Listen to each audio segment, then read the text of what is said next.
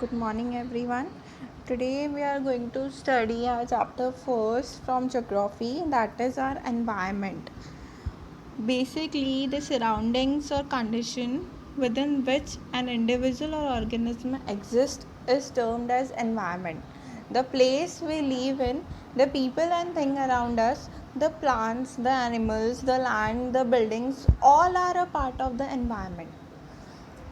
The term geography studies the interrelationship between human being and the environment.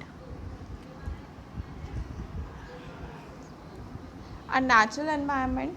The natural environment has two components. The first one is the land, water, and air, which form the physical environment, which is a abiotic component of this natural environment. And the second is plant and animal, which form the biological environment, and this is also known as the biotic component. First, we are going to study lithosphere, that is the land, the hard outermost solid layer of the earth, which is made up of the rock material, is called the crust. Most part of it is covered with soil layer of varying depth. It is an irregular surface which extends over the continent as well as in ocean beds. It includes landforms as well as landforms such as the mountains, plateaus and plains.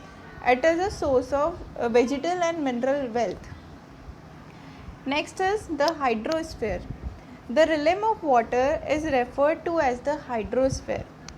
All water bodies such as ocean, sea, rivers and lakes etc. together form the hydrosphere. Ocean water, apart from producing moderating influence on climate, it also provides food and mineral and help to link the different continents by serving as international trade routes.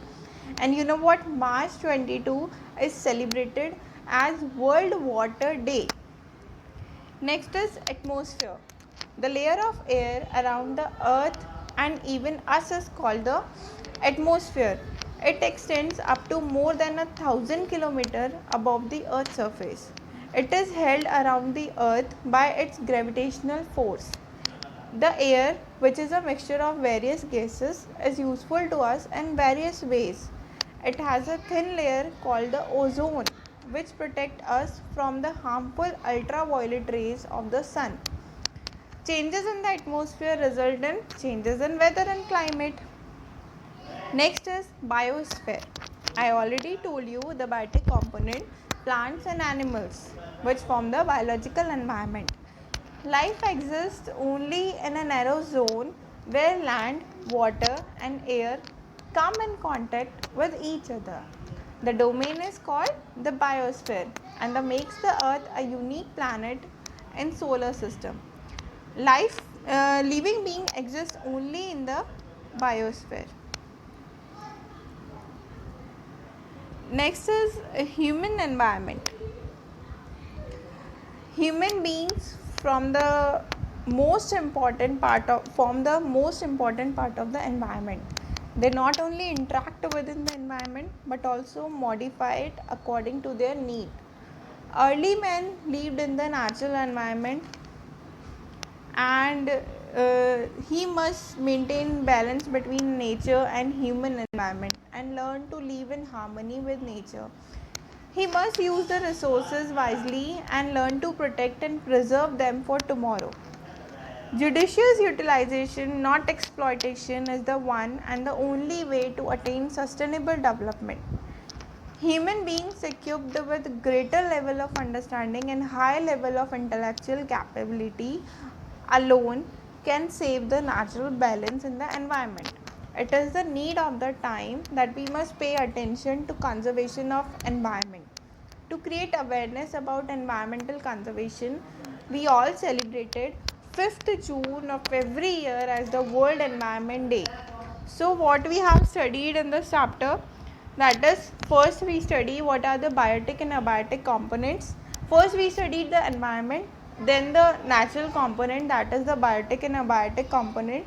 Then we studied about the lithosphere, hydrosphere, atmosphere, and at last we study the biosphere and the human environment.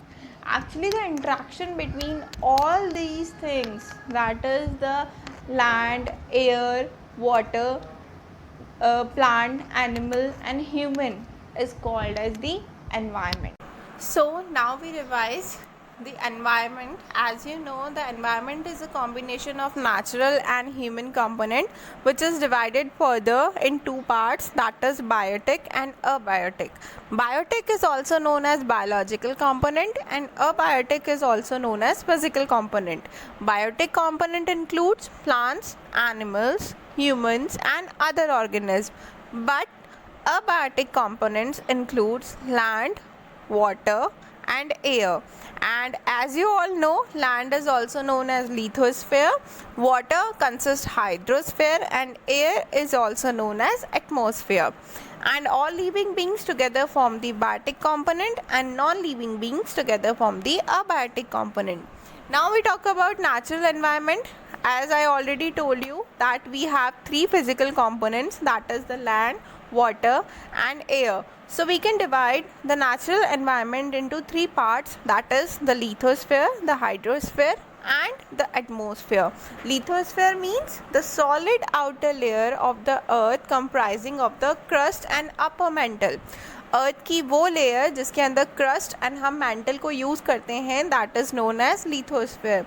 And hydrosphere means all the water bodies on the earth's surface. Okay, and atmosphere means the envelope of air all around the earth is known as atmosphere. Okay, thank you everyone.